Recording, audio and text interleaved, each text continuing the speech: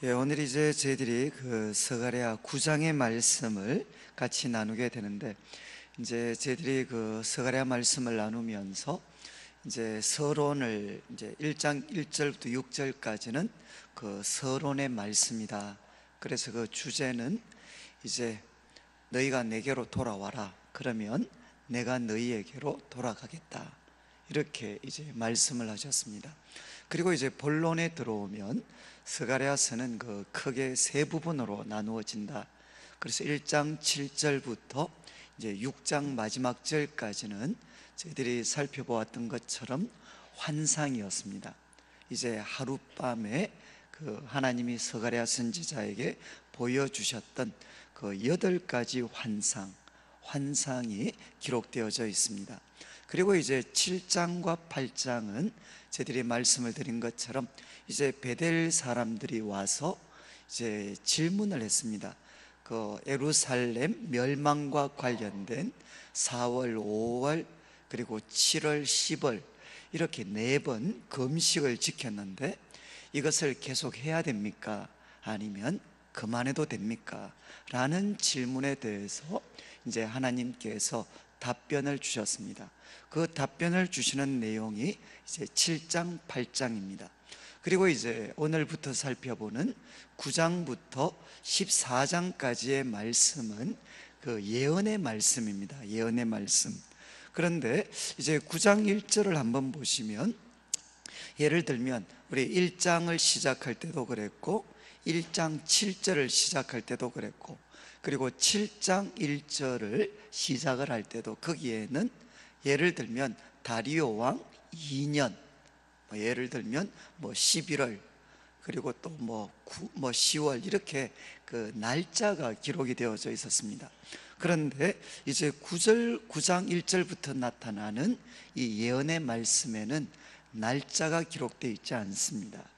그러니까 이제 이 말씀은 어느 한 날 주어졌다 이렇게 좀 보기는 어려운, 그래서 이 그 예언의 말씀을 저희들이 이제 살펴보게 되는데, 참 특별히 그 구약 성경 또 선지서 이 예언에 대한 부분은 참 해석하기가 어렵습니다. 어려운 이유가 이제 오늘 저희들이 이제 말씀을 나눌 텐데, 일단 이 스가랴 9장 1절부터 나오는 이 예언의 말씀은 1차적으로 이제 그 시대를 살아가는 사람들, 그러니까 바벨론 포로에서 돌아와서 성전 건축을 진행하고 있는 그 사람들에게 1차적으로 주어졌는데 결국 내용은 뭔가 하면 성전 건축이 완성이 됩니다. 그리고 하나님께서는 분명히 그 금식이 변하여서 축제가 되게 하실 거다. 그리고 또 하나님은 그들에게 풍성함의 은혜도 주시고 또 평화도 주실 겁니다.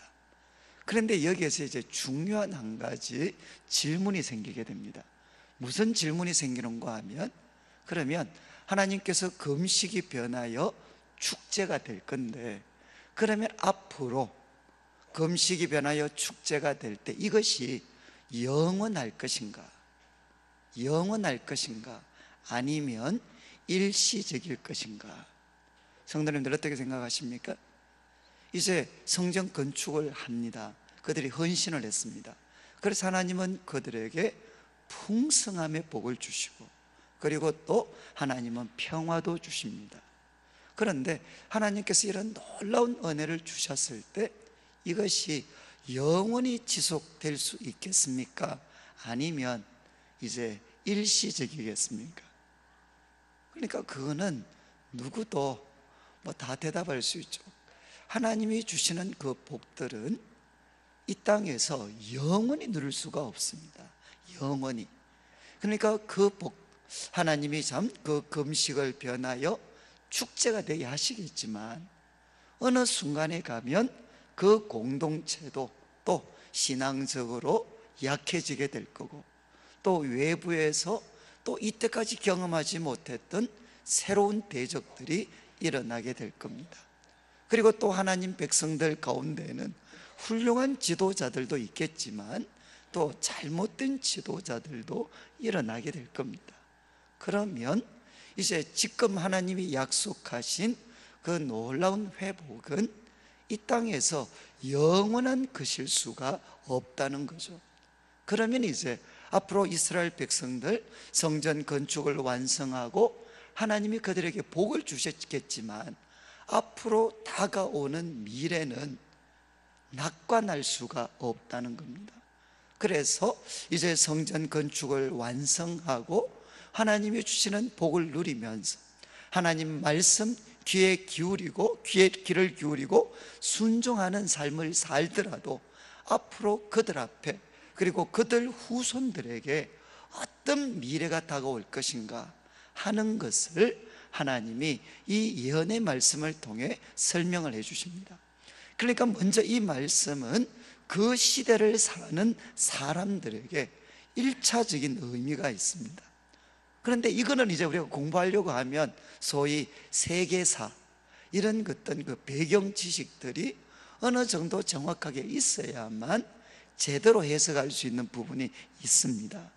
그런데 또 한 가지 우리를 힘들게 하는 것은 뭔가 하면 하나님께서 이제 이 세상 가운데에는 또 수많은 격변들이 일어날 겁니다.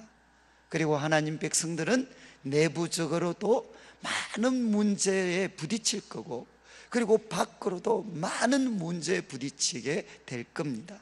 그런데 하나님께서는 이 문제를 해결해 주시기 위해서 결국 누구를 보내시느냐?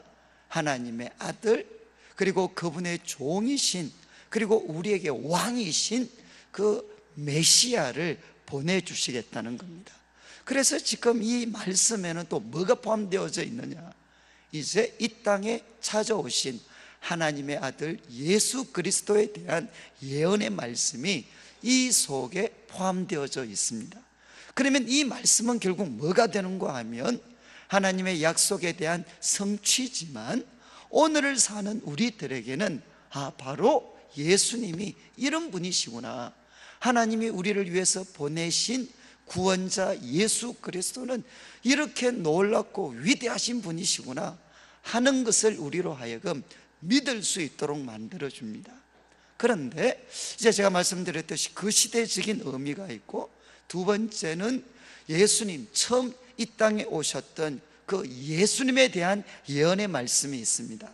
그런데 또 이 말씀은 어디에 대한 말씀도 포함되어져 있느냐? 다시 오실 예수님, 예수님이 다시 오실 때 완성된 하나님 나라에 대한 그런 비전과 말씀들이 또 이 속에는 섞여져 있습니다. 그러니까 이 말씀을 해석할 때는 먼저 순서로 하면 처음에는 그 시대 사람들에게 어떤 의미가 있었느냐, 그리고 이 말씀이 예수님을 통해 어떻게 성취가 되었느냐. 그렇지만 또한 이제 예수님이 다시 오실 때 완성되게 될 하나님의 나라는 무엇이고, 그리고 예수님이 다시 오실 때까지 하나님 백성들이 이 땅에서 겪게 될 어려움들, 그렇지만 그런 역사적 격변 속에서도 하나님은 변함없이 우리를 어떻게 도우실 것인가 하는 것을 이제 이 말씀을 통해서 우리가 찾아낼 수가 있습니다. 그러니까 이제 이 예언의 말씀은 조금 복잡합니다. 그렇지만 제가 말씀드린 순서로 잘 기억해야만 어떻게 되느냐, 이 허황된 이야기에 안 빠질 수가 있습니다. 허황된, 특별히 이제 계시록이나 다니엘서와 관련해서 오늘도 말세다라고, 말세지 말이다 라고 이야기하면서 종말에 대한 수많은 가르침들이 쏟아져 나오는데, 일단 그 가르침이 믿을 수 있는 건가 아닌가를 판단할 수 있는 첫 번째 기준은 뭔가 하면, 그 사람들이 하나님의 말씀이 그 시대 사람들에게 어떤 의미가 있었는가 하는 것을 정확하게 먼저 해석을 하고, 그리고 거기에 충실하려고 하는 노력을 보이면 그쪽 사람들은 어느 정도 신뢰할 수 있습니다.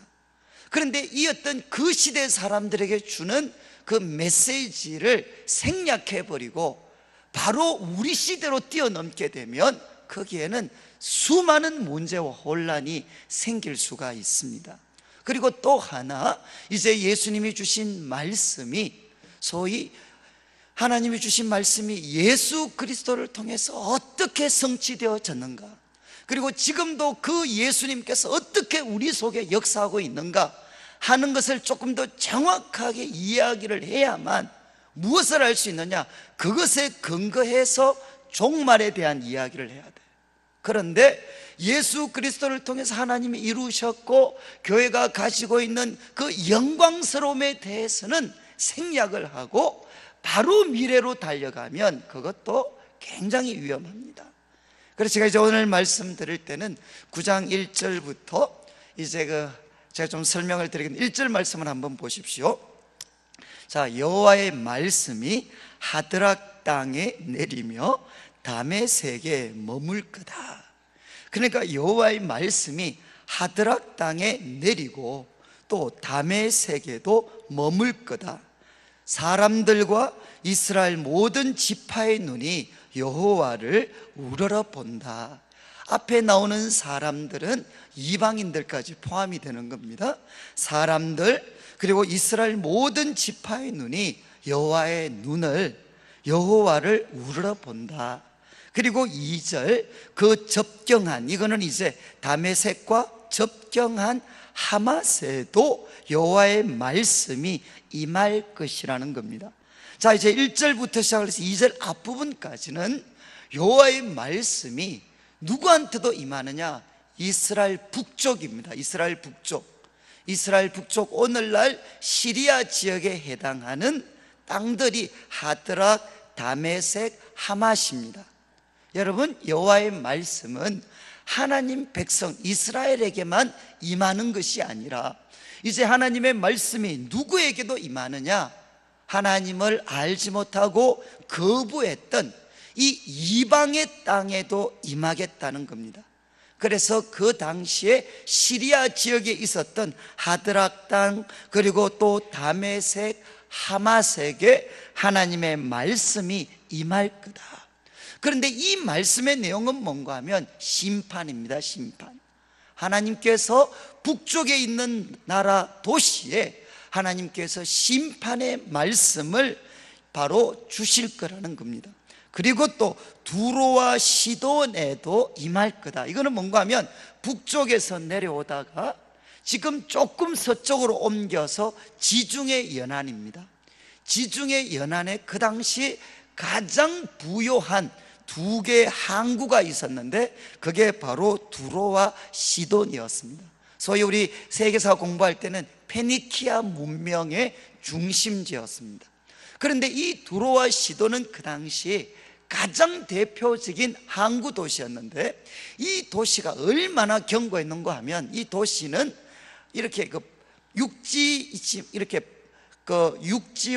육지에서 떨어져서 섬처럼 존재하는 항구 도시였습니다.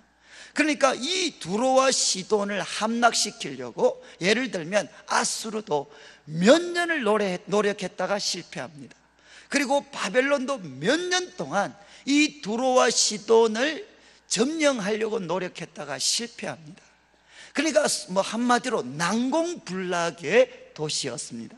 그런데 지금 이제 2절 후반부를 보시면 그 두로와 시돈에도 소위 아수르 그리고 바벨론은 멸망시키지 못했지만 그 두로와 시돈에 하나님의 말씀이 임할 거라는 겁니다.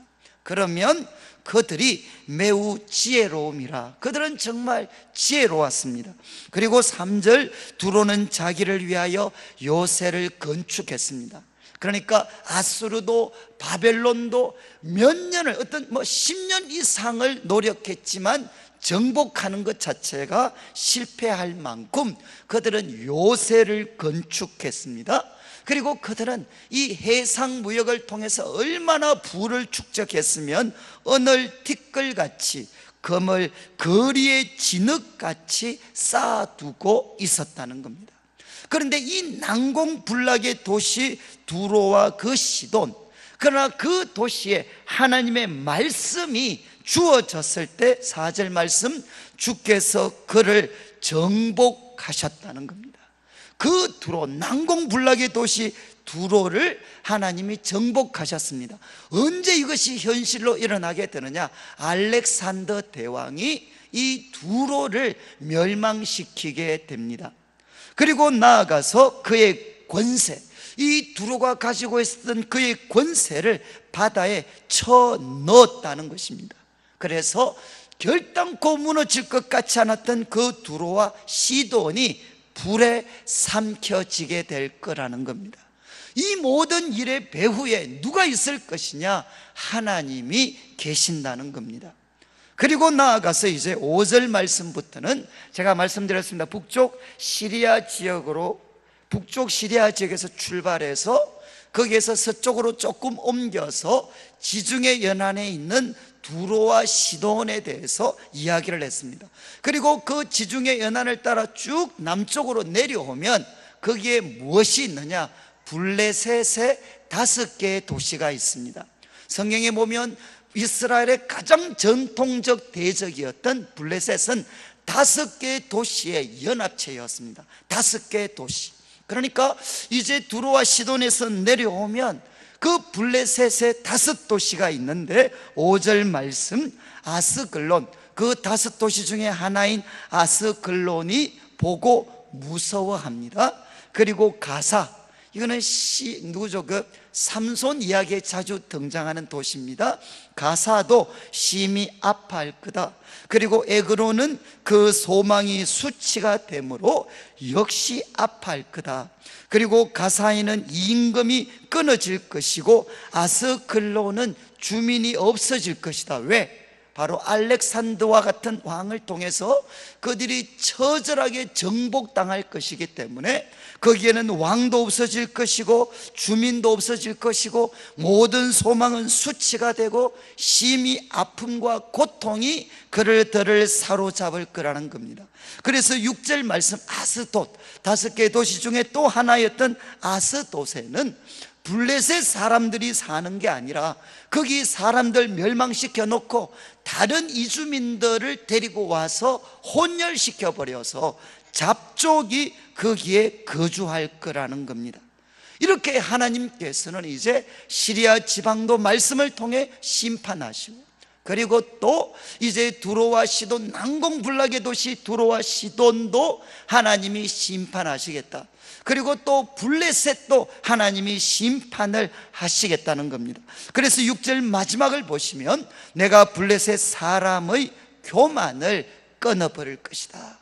우리를 해칠 사람은 아무도 없다라고 이야기했던 그 교만을 끊어버릴 것이고, 7절 말씀, 그의 입에서, 블레셋 사람의 입에서 그의 피를, 그리고 그의 이빨 사이에서 그 가증한 것을 제거할 거다. 여기 그 입의 피, 그리고 이 사이에 있는 가증한 것, 이거는 블레셋이 드렸던 우상 숭배와 연관이 되어 있는 거다라고 대부분 해석을 합니다.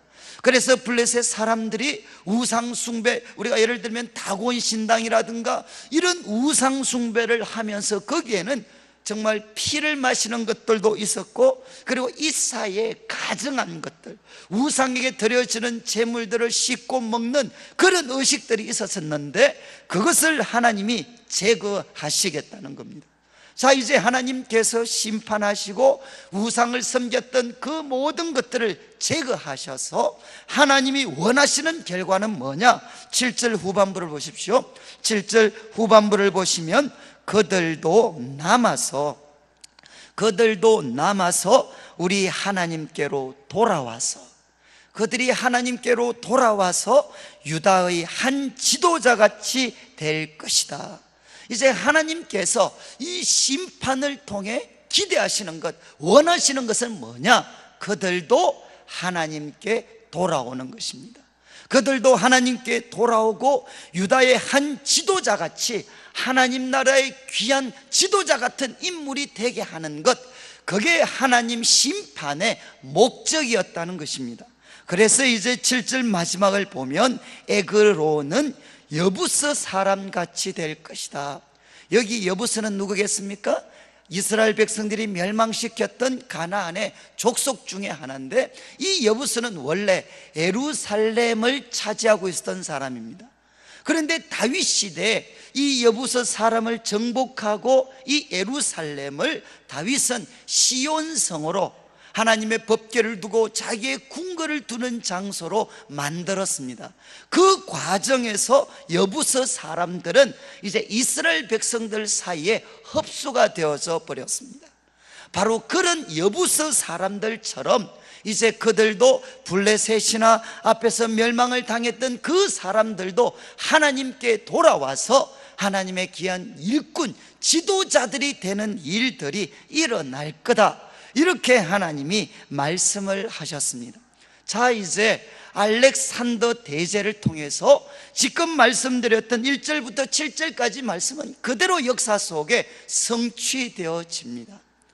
역사적 격변을, 비록 이스라엘 백성들이 성전을 건축했고 하나님이 주시는 그런 놀라운 은혜를 누렸지만 그 후손들, 그리고 장차 그들의 삶에는 그들이 상상도 할 수 없었던 역사적 격변들이 일어난다는 거죠. 알렉산더 대제와 같은 사람들이 일어나서 그 북쪽에서부터 모든 나라와 도시들을 멸망시켜 버리는 이런 거대한 재앙들이 하나님 백성들에게도 다가올 거라는 것입니다. 그러면 이제 마지막 중요한 것은, 지금까지 제가 드렸던 설명을 들으시면서 한 가지 질문이 떠오르잖아요. 그러면 예루살렘은 어떻게 될 것인가? 두로와 시돈도 멸망을 당했고, 바로 인접해 있는 블레셋 5도시도 이렇게 멸망을 당했고, 그리고 위에 있는 다메섹, 그리고 또 하맛, 이런 나라들도 다 멸망을 당했는데, 그러면 하나님의 백성, 성전이 건축되어져 있는 예루살렘은 어떻게 될 것인가? 그 질문에 대한 답변이 8절입니다. 8절을 보시면, 그러나 내가 내 집들을 둘러, 내 집을 둘러 진을 쳐서 적군을 막아 거기 왕래하지 못하게 할 것이라. 여러분, 여기 아주 인상적인 표현은 내가 내 집을 두르겠다는 거죠. 이 내 집은 무엇입니까? 바로 그들이 건축했던 성전입니다.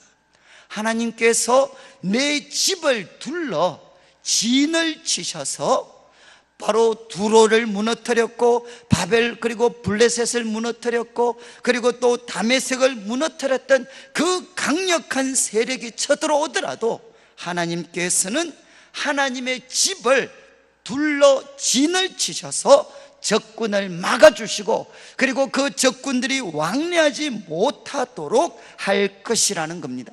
그래서 포악한 자가 다시는 그 지경으로 지나가지 못하리니 이는 내가 눈으로, 하나님께서 친히 눈으로 하나님 백성, 하나님의 집을 중심으로 있는 하나님의 백성들을 돌보고 계시기 때문에, 친히 살피고 계시기 때문에 어떤 대적들도 예루살렘을 무너뜨리지는 못할 거라는 겁니다.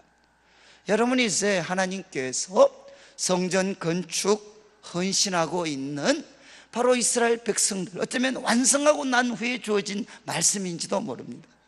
바로 그들이 건축한 이 성전은 어떤 역할을 할 거냐? 앞으로 역사적 격변을 모든 나라, 그리고 이스라엘 백성들도 겪게 될 건데, 그 역사적 소용돌이 속에서 바로 그들이 건축했던 하나님의 집, 그 하나님의 집을 하나님이 둘러 진을 치시고 보호하셔서 바로 그 가운데 하나님의 백성들도 보호받을 수 있도록 할 것이라는 겁니다. 제가 이렇게 말씀을 드리는 건 좀 어렵죠. 사실은 좀 어려우신데, 이걸 제가 또 너무 비약을 시키면 조금 조심스럽긴 하지만, 성도님들, 우리가 예수 그리스도를 믿는 믿음, 그리고 이제 주님의 몸된 교회는 건물이 아닙니다. 공동체입니다. 공동체. 그런데 우리가 예수 그리스도를 믿고 주님의 몸된 교회에 속해 있다는 것, 그리고 주님의 몸된 교회를 위해서 우리가 헌신한다는 것, 이게 얼마나 중요한 일인가? 얼마나 중요한 일이겠습니까? 우리들의 삶에 우리가 생각하지도 못했던 역사적 격변과 소용돌이가 우리들에게도 몰려올 수 있습니다. 그런데 그때 우리가 주님의 몸된 교회 그 구성원이 되고 예수 그리스도를 내 삶의 구세주와 주인으로 모셔서 우리들 속에 하나님의 거룩한 영을 모시게 되면 그 하나님의 거룩한 영이 우리들을 역사적 격변과 그 소용돌이 속에서도 하나님이 우리를 보호하시고 지켜주시는 일들이 일어나게 된다는 것입니다. 그래서 앞으로 어떤 어려움과 어떤 소용돌이, 역사적 소용돌이를 만난다 할지라도 우리 성도님들이 우리 속에 예수 그리스도를 내 삶의 구세주와 주인으로 모시고 성령이 우리 가운데 가실 뿐만 아니라 주님의 몸된 교회 속에 붙어 있으면 어떻게 되느냐? 그 소용돌이에서 하나님이 주시는 보호와 지켜주심을 우리의 것으로 경험할 수가 있다는 겁니다. 그런 다음 이제 9절과 10절을 보시면 갑자기 이제 하나님께서 싸우시고 그 교만한 대적들을 무너뜨리십니다. 그리고 그 와중에서 하나님의 집 그리고 하나님의 백성들을 보호하여 주시고 지켜주십니다. 그 가운데 19절 말씀을 보시면 이제 예언의 말씀이 또 분위기가 바뀝니다. 시온에 따라 크게 기뻐할지어다. 지금 하나님의 집이 있는 곳을 하나님 보호해 주시겠다 그랬는데 여기서 더 나아가서 시온에 따라 크게 기뻐할지어다. 예루살렘에 따라 즐거이 부를지어다. 그래서 시온의 딸, 예루살렘의 딸을 보고 기뻐하고 노래를 부르라는 겁니다. 왜? 보라, 내 왕이 내게 임하실 것이다. 바로 내 왕이, 하나님이 준비하신 왕이 너에게 찾아오실 거라는 겁니다. 자, 그런데 그는 어떤 분이신가? 그는 공의로우신 분이십니다. 그리고 그는 누구시냐? 구원을 베푸시는 분이십니다. 여러분, 공의로우시고 그리고 구원을 베푸시는 분이십니다. 그러면 이미지가 좀 어떤 것 같습니까? 공의로우셔. 그리고 또 구원을 베푸셔요. 그러면 아주 이렇게 딱딱하고 그리고 아주 카리스마틱하고 힘이 넘칠 것 같지 않습니까? 하나님이 보내실 왕은 공의로우실 거고 그리고 그는 심판을 베푸시는데 놀랍게도 그분은 어떤 분이시냐? 겸손하셔서 그분은 겸손하신 분이시라는 겁니다. 그래서 나귀를 타시나니 나귀의 작은 것 곧 나귀 새끼를 타고 임하실 것이라는 겁니다. 앞에서 말씀드렸죠. 이 말씀은 예수님께서 예루살렘을 입성하실 때, 나귀 새끼를 타고 입성하실 때 그대로 성취되어졌습니다. 이제 하나님께서 역사적 격변 소용돌이 속에 있는 하나님의 백성들 가운데 왕으로 찾아오실 텐데 그 하나님이 준비하신 그 왕은 어떤 왕이 될 것이냐? 그분은 공의로우십니다. 그리고 그분은 구원을 베풀어 주십니다. 그런데 그분은 어떤 방법으로 구원하시느냐? 그분은 겸손하셔서 나귀의 새끼를 타고 하나님 백성들 가운데 찾아오시겠다는 겁니다. 그러면서 이제 10절을 보십시오.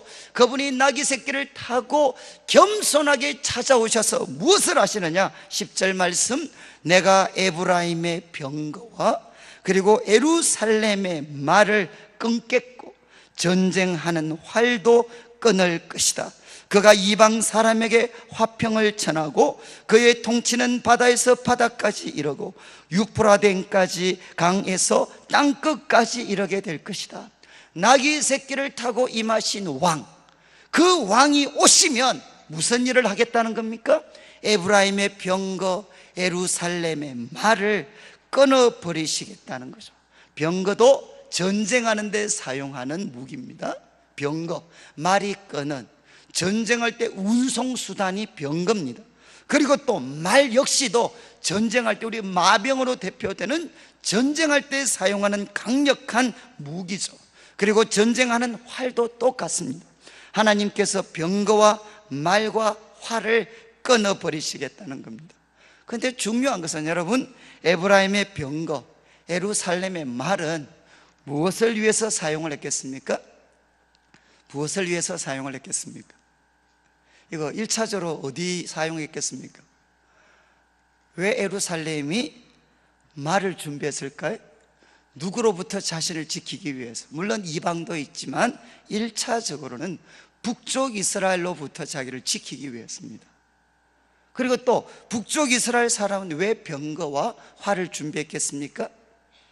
바로 남쪽 유다가 가져다 줄 수 있는 위험으로부터 자기를 지켜주기 위해서입니다. 그러니까 이제 여러분들이 나중에 이사야서나 선지서를 보시면 하나님께서 우리에게 놀라운 구원을 베풀어 주실 때, 새로운 시대가 오면 그 시대에 가장 놀라운 특징 중에 하나가 뭔가 하면 남쪽 유다와 북쪽 이스라엘이 화해하는 것입니다. 이게 새 시대의 특징 중에 하나입니다. 우리는 하나님께서 우리들의 모든 죄를 사하여 주시고, 그리고 우리를 하나님의 성령으로 새롭게 해주시는 이것이 새 시대의 특징 맞습니다. 그렇지만 그 새 시대의 결과로 어떤 일이 일어나느냐?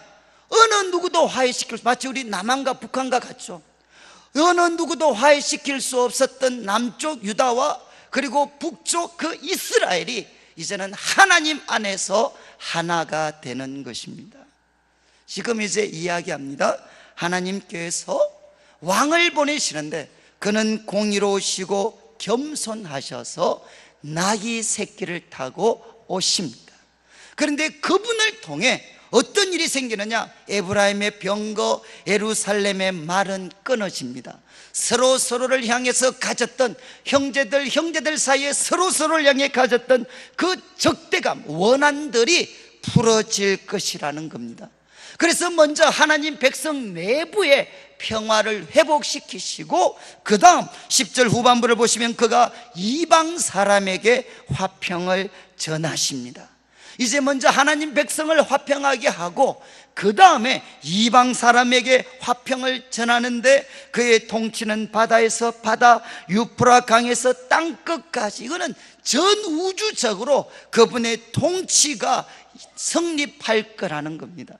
성도님들, 자 보십시오. 나귀 새끼를 타신 분이 어떻게 정말 그 사람들 사이에 있었던 적대감과 원한을 꺾어버리고, 그리고 그분의 통치가 온 땅에 미치도록 그렇게 할 수가 있습니까? 어떻게? 하나님이 보내신 왕이 어떻게 이 일을 하실 수가 있습니까?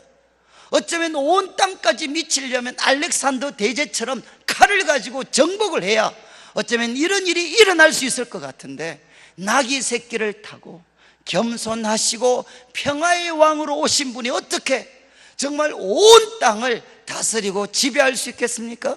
무엇을 통해서 하나님은 이 일을 이루셨느냐?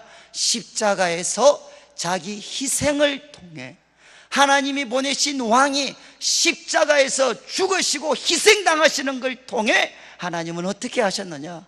형제들 사이에 있었던 적대감을 무너뜨리시고 그분의 통치가 온 세계 속에 미칠 수 있는 그 일을 십자가를 통해서 하나님은 이루셨다는 것입니다. 사랑하는 성도는, 이거는 정말 중요합니다. 여러분, 이것이 이제 참 그 성경의 가르침과 이 땅의 가르침의 차이입니다. 하나님은 어떻게 평화를 이루시고 구원이 온 땅 가운데 미쳐지도록 하셨느냐? 그것은 그분의 자기 주장을 통해서가 아닙니다. 그분이 갖고 있는 힘과 능력을 표현해서가 아닙니다. 그분이 십자가에 죽으심으로, 하나님의 아들이 우리들의 모든 죄를 짊어지시고 십자가에 죽으시는 걸 통해 하나님께서는 형제들, 하나님 백성들 사이에 평화를 이루시고, 그리고 이 땅 끝까지 화평을 전하시며 그분의 통치가 온 땅에 미칠 수 있도록 무엇을 통해서 하셨느냐? 십자가를 통해서 하셨다는 거죠. 저는 이제 앞으로 우리 교회도 그렇고 우리 성도님들의 삶도 그렇고 앞으로 우리가 만나게 되는 수많은 문제를 해결할 수 있는 열쇠는 어디에 있느냐? 바로 겸손한 왕으로 오신 예수님, 그 예수님께서 어떻게 이 세상 가운데 하나님의 구원을 가져오셨는가 하는 것을 깊이 묵상하면서 예수님께서 걸어가셨던 그 십자가와 자기 희생의 길을 우리가 걸어가면, 그것을 선택하면 거기에 구원과 평화가 우리에게 주어질 수 있습니다. 그러나 예수님께서 걸어가셨던 길이 아니라 이 세상에 소위 권세 잡은 자들이 걸었던 그런 힘과 그리고 칼을 통해서 문제를 해결하려고 하면 어떻게 되느냐? 그것은 세상의 길이기 때문에 다 망할 수밖에 없습니다. 지금 이제 하나님께서 말씀을 하셨습니다. 이 역사적 격변, 소용돌이 속에서 고통당하는 하나님의 백성들을 위해 하나님은 누구를 보내시느냐? 왕을 보내십니다. 그분은 나귀 새끼를 타고 겸손하셔서 그분의 자기 희생을 통해 평화와 구원을 이루어 놓으실 겁니다. 그러면서 이제 11절을 보십시오. 또 너로 말할진대 내 언약의 피로 말미암아. 이것은 하나님께서 자기 백성들과 피를 통해 언약을 맺으셨어요. 출애굽기에 나오는 시내 산에서도 피를 통해 하나님은 언약을 맺으셨고, 그리고 이 언약의 성취가 어딘가 하면 예수님께서 자신의 피를 통해서 하나님은 우리와 그 백성들과 언약을 맺으셨습니다. 바로 그 언약의 피로 말미암아 하나님은 앞으로 어떤 일을 하실 거냐? 내가 내 갇힌 자들을 물 없는 구덩이에서, 여러분 이렇게 갇힌 자들을 물이 없는 구덩이에 가두어 버리면 어떻게 될까요? 이 구덩이에 요셉이 과거에 던져졌습니다. 그리고 에레미야 선지자가 던져졌습니다. 물 없는 구덩이라는 것은 뭔가 하면 시간만 지나면 이 사람은 죽게 됩니다. 바로 갇힌 자들, 그리고 그들이 물 없는 구덩이에 던져져 있는데 하나님께서 말씀을 하십니다.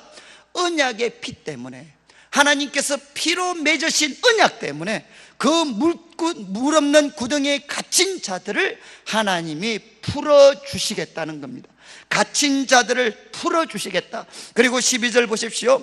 갇혀 있으나 소망을 품은 자들에게, 너무너무 중요한 표현이죠. 갇혀 있으나 소망을 품은 자들아. 누구에 대한 소망입니까? 하나님에 대한 소망을 품은 자들아, 너희는 요새로 돌아와라. 이 요새는 1차적으로는 하나님의 집, 성전이 건축되어져 있는 예루살렘입니다. 그리고 조금 더 우리가 확대 해석을 한다면 바로 예수 그리스도시죠. 하나님이 보내신 그 왕이 계시는 그 요새로 돌아오라는 것입니다. 그러면 어떻게 되느냐? 내가 오늘도 일어노라. 내가 내게 갑절이나 갚을 것이다.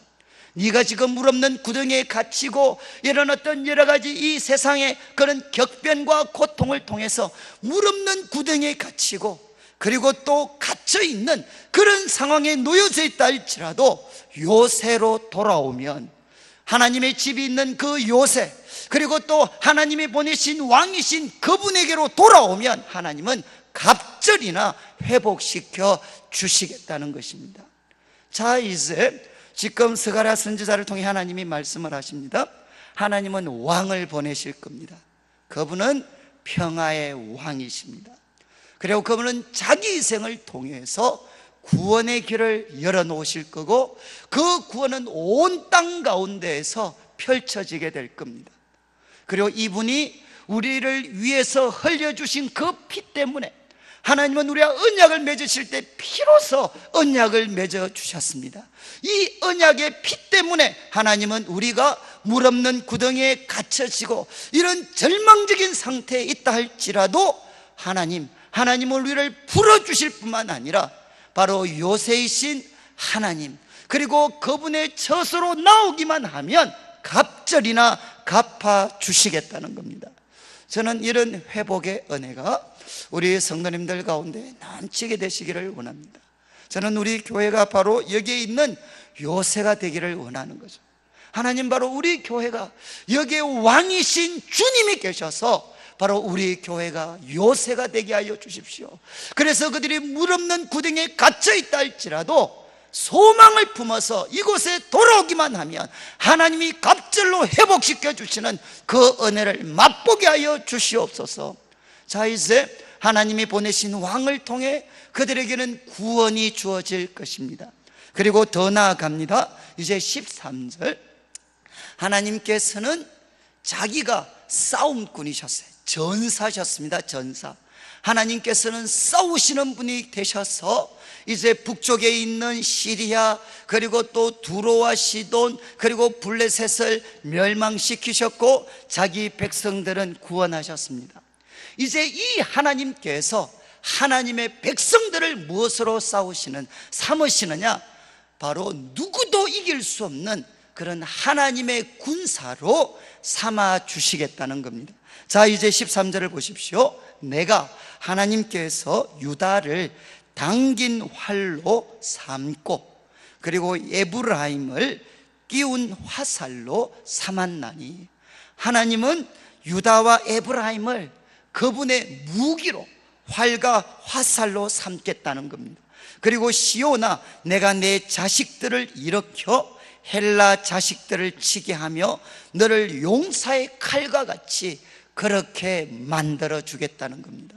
성도님들, 하나님이 말씀을 하셨습니다. 이제 왕이신 하나님이 보내신 그 왕을 의지하면 하나님은 우리를 그분의 활과 화살과 그리고 칼로 삼아 주셔서 그들이 세계를 무너뜨렸던 헬라 자식이라 하더라도 하나님은 그들을 칠 수 있도록 우리를 무장시켜 주시겠다는 겁니다. 그리고 이제 14절을 보십시오. 하나님께서는 그들을 칼과 화살 그리고 그분의 또 그분의 칼과 활로 삼으셨지만 14절, 여호와께서 그들 위에 나타나사 그들의 화살을 번개같이 쏘아내실 것이며 주 여호와께서 나팔을 불게 하시고 남방 회오리 바람을 타고 가실 것이라. 여러분, 하나님께서 남방 회오리 바람을 타고 가십니다. 그리고 나팔을 부십니다. 그리고 막 화살들을 막 쏘십니다. 그렇게 막 가까이 다가갑니다. 왜 하나님께서 화살 쏘시면서 막 위에서부터 그 대적들을 막 흩어버리시고 그리고 나팔 부시고 그리고 남방 회오리 바람을 타고 어디 가시는 거죠? 어디 가시는 겁니까? 15절을 보십시오. 만군의 여호와께서 그들을 호위하시리니. 왜 하나님께서 회오리 바람 타고 가시느냐? 그리고 왜 하나님께서 나팔을 부시면서 전쟁의 그 어떤 나팔 소리를 부시고 왜 하나님께서 공중에서 오늘날 같은 폭탄들을 막 쏘시면서 대적들을 왜 흩어버리십니까? 무엇을 위해서? 하나님은 자기 백성, 하나님의 백성들을 호위하시기 위해서 하나님은 그렇게 하신다는 겁니다. 그래서 15절, 만군의 여호와께서 그들을 호위하시리니, 하나님이 그들을 호위해 주시니까 그들은 원수를 삼킵니다. 그리고 물맷돌을 가지고 그들을 공격했던 그 물맷돌을 밟아버립니다. 그리고 그들이, 하나님 백성들은 대적들을 깨뜨렸기 때문에 그 대적들이 흘렸던 피를 마시고 그리고 절거이 부르기를 술 취한 사람같이 할 것이다. 그래서 하나님은 하나님의 백성들에게 놀라운 승리를 주실 거라는 겁니다. 그래서 대적들이 흘린 피가 가득한 동이와도 같고 피 묻은 제단 모퉁이와 같이 그 주의 대적들이 흘린 피가 흥건하도록 만드실 것이라는 겁니다. 이제 하나님께서는 13절부터 15절까지 말씀을 통해 하나님은 자기가 싸우시는 그런 군인이실 뿐만 아니라 하나님은 자기 백성들도 뭐가 되느냐? 강한 군사가 되게 해 주시겠다는 겁니다. 하나님은 그들을 칼과 그리고 활과 화살로 삼으시고 하나님은 그들을 호위해 주셔서 어떤 대적들도 깨뜨릴 수 있는 그런 강한 군사가 되게 하십니다. 그리고 그들의 삶에 승리의 일이 일어나도록 해 주시겠다는 거죠. 그래서 결론이 뭡니까? 16절 17절의 결론입니다. 이제 하나님께서 왕을 보내십니다. 그리고 그 왕을 통해서 자기 백성들을 구원하시고, 그리고 하나님은 자기 백성들을 놀라운 하나님의 군인이 되게 하셔서 그들의 삶에 놀라운 승리를 주실 것입니다. 그래서 결과가 뭡니까? 16절, 이날에 그들의 하나님 여호와께서, 하나님이 그들을 강한 군사로 삼으셔서 승리하게 하실 때, 이날에 그들의 하나님 여호와께서 그들을 자기 백성의 양떼같이 구원하시리니. 하나님은 우리를 무엇으로 삼으셨느냐? 그분의 양떼로 삼으셔서 어떤 위험에서도 우리를 건져주시는 선한 목자가 되어주시겠다는 겁니다. 하나님은 선한 목자로서 우리 자기 백성 이 양떼들을 하나님은 구원해 주시고, 그 다음 말씀이 정말 멋있는데, 그들이 왕관의 보석같이, 그 임금머리에 있는 왕관, 그 왕관의 보석같이 여호와의 땅에 빛나게 하실 것이다. 정말 멋있지 않나요? 하나님은 왕으로 오셔서 그분이 우리들의 죄를 위해서 피 흘려 돌아가심을 통해 이 땅에 평화의 방법으로 구원을 베푸셨습니다.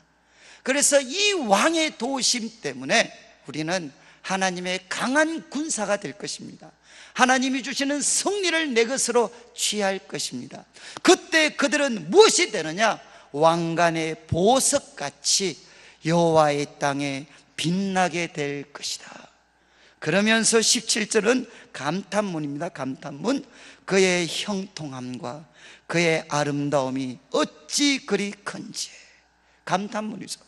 얼마 그들의 아름다움, 그리고 그들의 그 형통함이 얼마나 크고 놀라운지 그렇게 감탄을 바라시면서 하나님이 은혜로 주시는 곡식은 청년들, 그리고 하나님이 주시는 새 포도주는 처녀들을 하나님은 강건하게 만들어 주시겠다는 겁니다.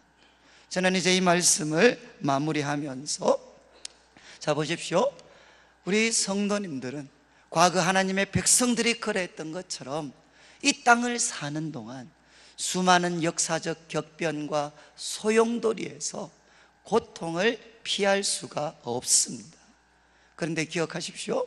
우리가 하나님을 바로 우리가 그분의 몸된 교회가 되고 우리가 그분의 성전이 되면, 그리고 주님의 몸된 교회에 우리가 속해져 있으면, 거기에 헌신되어져 있으면 어떻게 되느냐? 하나님이 우리를 지켜주십니다. 저는 제가 분명히 말씀드릴 수 있어요. 아무리 이 땅에서 험하고 힘든 일 만나도 주님의 몸된 교회 끝까지 붙어 있으면 하나님은 우리를 책임져 주십니다. 여러분 믿으십니까? 그래서 교회가 너무너무 중요한 겁니다. 교회 속에 붙어 있으면, 그리고 주님의 몸된 교회 속에 붙어 있고 주의 말씀이 우리들에게 임하고 우리들 속에 성령님이 역사하시면 어떤 역사적 격변과 소용돌이 속에서도 하나님은 자기 집을 둘러 진치시고 보호해 주시는 분이십니다. 그리고 두 번째, 우리의 왕이신 하나님은 누구십니까? 어떤 분이십니까?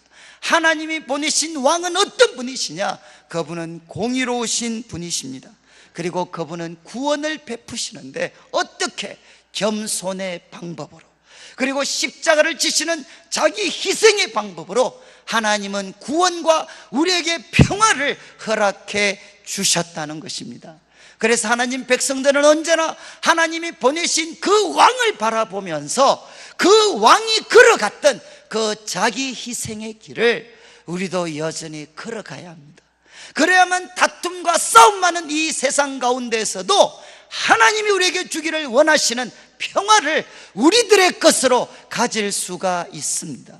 그리고 나아가서 이 왕이신 주님, 그분이 흘리시고 그분의 피로 맺은 언약 때문에 우리는 물 없는 구덩이에 던져진다 할지라도 우리 주님께서 무엇이 되어 주십니까?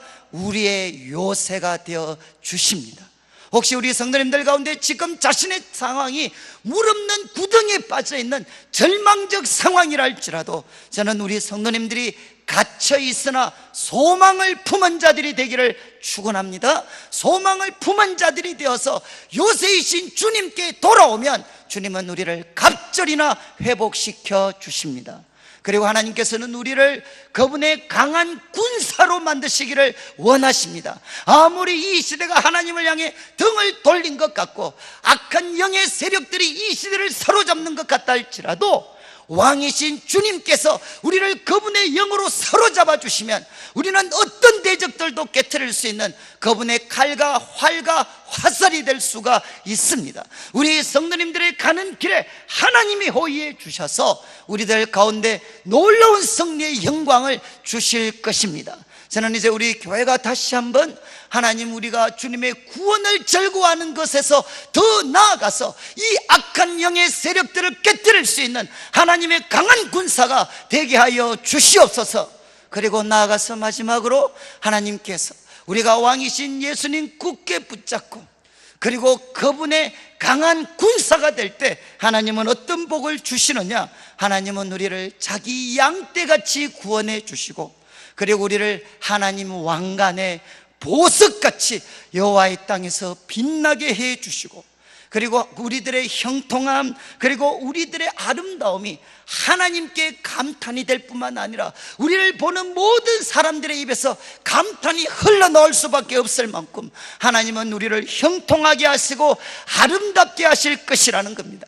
저는 이 은혜가 다시 한번 우리 성도님들 가운데 그리고 우리 교회 가운데 하나님께서 넘치도록 한번 부어주셔서 저는 우리 교회가 여러 가지 해결해야 될 문제도 많고 앞으로 넘어서야 될 많은 일들이 있지만 하나님, 우리 교회가 그의 형통함과 그의 아름다움이 얼마나 큰지 하나님과 사람들에게 감탄이 터져나오게 하는 그런 교회가 될 뿐만 아니라 하나님, 정말 우리들로 하여금 여호와의 그 하나님 왕관의 보석같이 여호와의 땅에 빛나는 교회가 될 수 있도록 도와주시고 앞선 우리 모든 성도님들, 우리 모두의 마음을 바로 십자가를 걸어가셨던 왕이신 예수님의 그 자기희생의 마음을 우리도 품게 하셔서 우리 교회 가운데 하나님이 주시는 놀라운 평화가 넘치게 되기를 주님의 이름으로 축복합니다.